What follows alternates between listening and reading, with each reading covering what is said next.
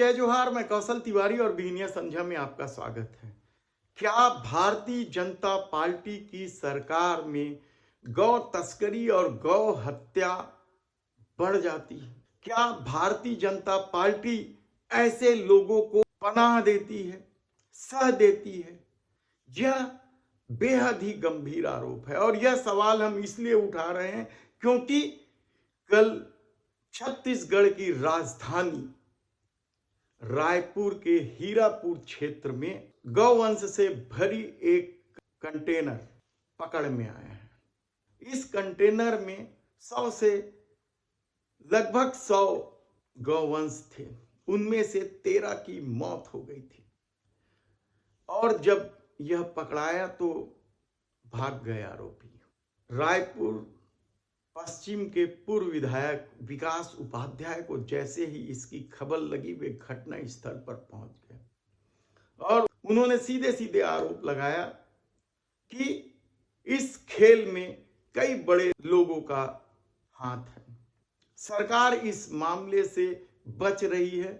उन्होंने यहां तक कह दिया कि भारतीय जनता पार्टी की सरकार आते ही गौ तस्करी का मामला बढ़ने लगा।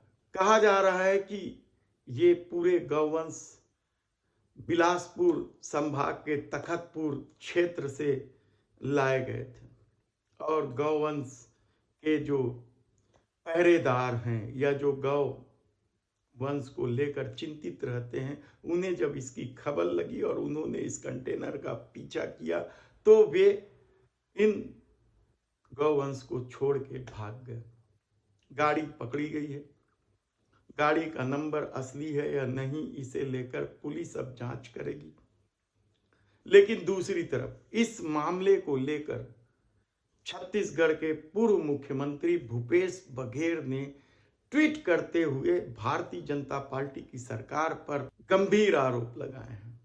उन्होंने यहां तक कह दिया है कि यह दृश्य देखकर उन्हें बेहद दुख पहुंचा है और आखिर ऐसा क्यों हो रहा है कि भारतीय जनता पार्टी की सरकार आते ही गौ तस्करी का मामले बढ़ रहे हैं, गौ हत्या के मामले बढ़ रहे हैं।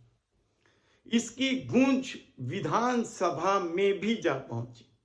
मामला बेहद गंभीर है क्योंकि सरकार उस पार्टी की है जो धर्म के आश्रय चलती है या जो गाय को माता कहते नहीं थकती और गौवंश को लेकर कई तरह की बात करती है।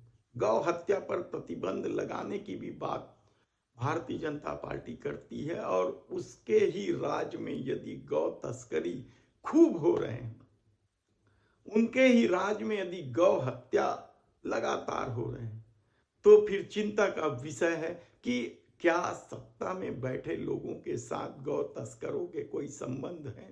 कांग्रेस के सदस्य उमेश पटेल, राम कुमार यादव, विक्रम मंडावी, द्वारकाधीश यादव, इंद्र शाह मंडावी ने यह मामला उठाया विधानसभा में और लगाया कि सरकार बदलते ही प्रदेश में गौ तस्करी शुरू हो गई है।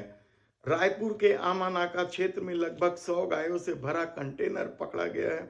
सदस्यों ने कहा कि इनमें से करीब 13 गायों की मौत भी हो चुकी है।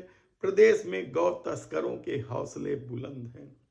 कांग्रेस विधायक विक्रम मंडावी ने तो यहां तक कहा कि पूरे प्रदेश में इसी तरह का खेल हो रहा है। सरकार ने जरूर इस मामले में जांच कर दोषियों को गिरफ्तार करने की बात कही है, लेकिन हकीकत तो ये है कि लगातार इस तरह की घटना हो रही है और खासकर अब जब फरवरी मार्च से इस तरह की घटनाएं बढ़ जाती है, ऐसा कहना है, क्योंकि यह कहा जा रहा है चारे की कमी हो जाती है और ऐसे गौवंशियों को जो उनके काम के नहीं रह गए हैं, बूढ़े हो गए, उन्हें पैसे में बेच देते हैं। तब इसका फायदा गौ तस्कर उठाते हैं और इसी तरीके से कंटेनरों में भरकर, जहां हवा पानी कोई सुविधा नहीं होती और बहुत सारे गौवंश तो रास्ते में ही तड़प तड़प कर मर जाते हैं। देखना है कि यह मामला कहां तक जाएगा, किस तरीके से गौवंश की तस्करी रुक पाएगी, क्योंकि यदि इस पूरे खेल में सत्ता का संरक्षण है जैसा आरोप लग रहा है या बड़े लोगों का सह है, तब क्या होगा कहना कठिन है। धन्यवाद।